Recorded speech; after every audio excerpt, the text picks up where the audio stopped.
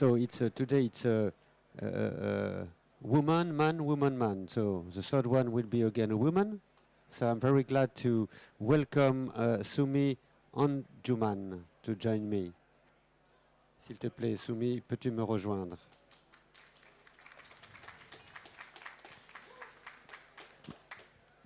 Sumi, I thank you very much to be here because I know that you were a little bit sick yesterday. Oh, sometimes my microphone doesn't work well, but it's okay. Well, so you were a little bit tired and sick, so thank you to be here today. Sumi is coming from Netherlands, and you are at Royal Art Academy. And well, your work is what you present here is very interesting, but also the all you do is interesting because you have the courage to be a female photographer working in Bangladesh on very difficult thematics. So well, it's not so easy, and I thank you very much to be here to share that with us. Thank you for inviting me. Maybe just a little bit closer to the mouth. Yeah. So the project is about the LGBTQ plus community in Bangladesh, and where they are very much suppressed by the society and religion and by the state. And in Bangladesh, we still have the British Archaic Law 377, which criminalizes their identity, and they can be imprisoned for 14 years still now. So in 2016, there was an incident that took place where two of the gay activists who were murdered in their own apartment by the radical Islamist group, and that incident actually, raised lots of questions in my mind, that I have seen lots of my friends from the community. Who were speaking publicly about their rights, about their sexuality. They went under a shadow because they felt very unsafe after that.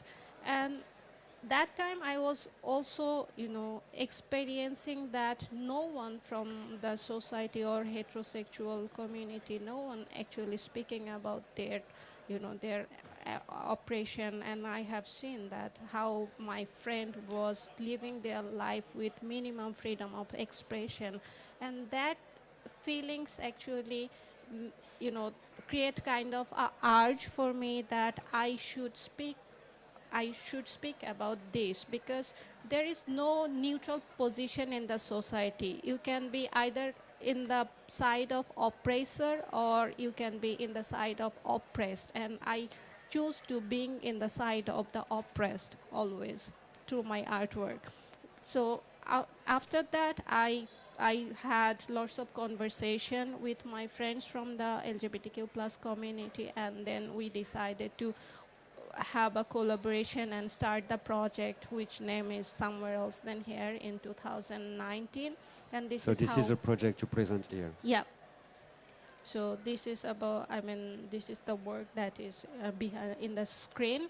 So in 2019, we started the conversation. I started initially the conversation with my friends, and later I started meeting other people from the community, and I was having different conversation. I was interviewing them, and with those interviews, from those interviews, I actually started making the images. All the images are based on their conversation. It's more about creating a parallel world where they can express themselves the way they want. So it's more about their desire, their fear, what they're actually afraid of, how they love. So I wanted the audience to see them, see those individuals beyond their gender identity. I wanted them to see them as a human being.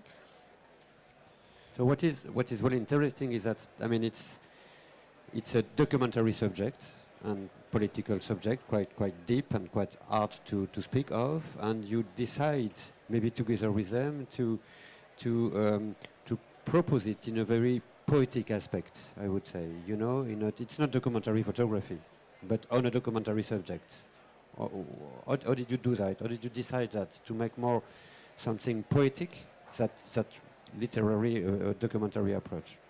Yeah, I mean, in the beginning, I mentioned that I wanted to focus on their, psychological state. So, which is a very, parallel wall that is very opposite of mainstream society. That I mean, they are not accepted as they are in the mainstream society. So they always live in a duality that they always play a role from the society, mainstream society, but they have in their mind in a different kind of society. So I wanted to create that world through my project. So most of the images are staged based on the conversation and interviews that we had during making the project.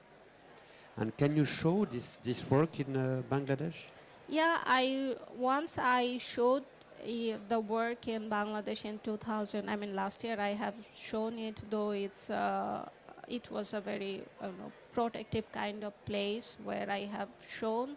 And fortunately, I mean, I will be showing the work again in 2000. I mean, next year in February.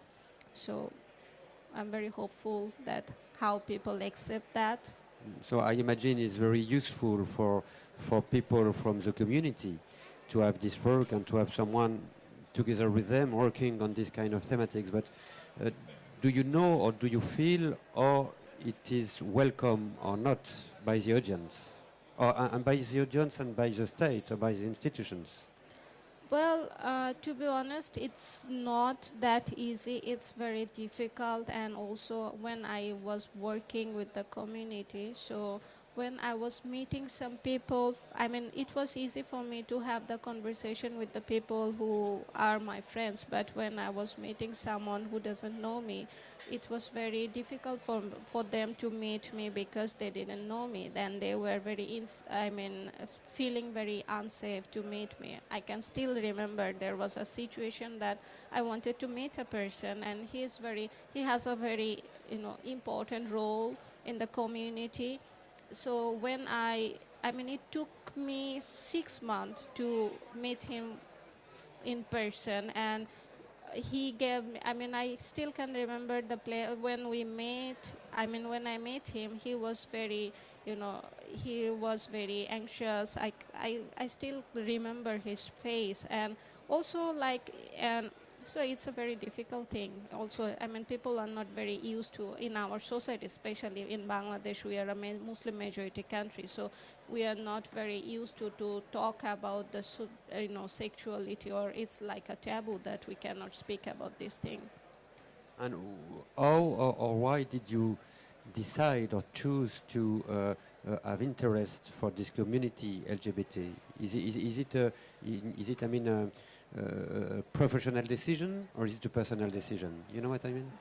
Well, I mean, I actually, I think when I was experiencing my friend's operation and also my own experience as a woman to grew up in the same conservative society, or I think that create a urge to me that I should talk about this through my artwork, because this is a thing. I mean, photography for me is a language to talk about all the injustices that is taking place in the society where I grew up. So I mean that urge, create.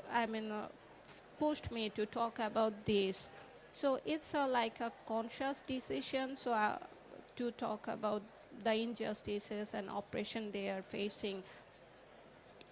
And so I am afraid your images that have a fantastic atmosphere and color and light are not that good on the screen. Because screen is not maybe the best way to see them. So I really advise you to go on the booth of Carte Blanche to see the portfolio, because the prints are really interesting to discover inside the light and everything you wanted to say with these images.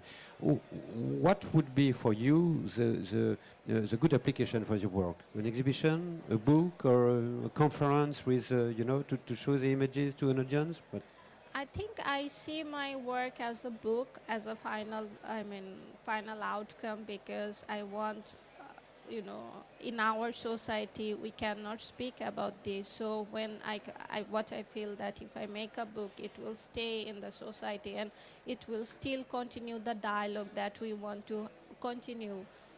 So it will be a continuation of the dialogue that we want to start with the society, like a dialogue between the heterosexual community and homosexual community. So it can work as a bridge between those those communities. So I see my work as a book in future. Merci beaucoup, Sumi. Thank you very much, and I hope people can see your portfolio at the booth and discover all the prints. Merci beaucoup. Thank you very Thank much. you.